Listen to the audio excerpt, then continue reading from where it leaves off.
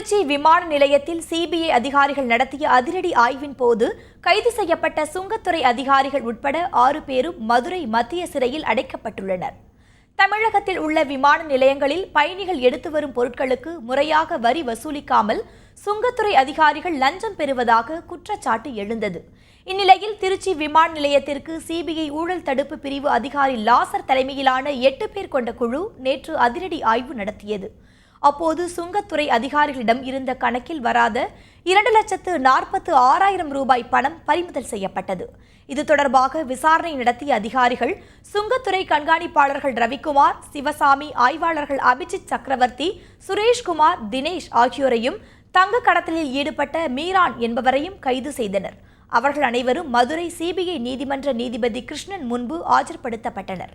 நீதிபதியின் உத்தரவுப்படி அவர்கள் அனைவரும் மதுரை மத்திய சிறையில் அடைக்கப்பட்டனர்.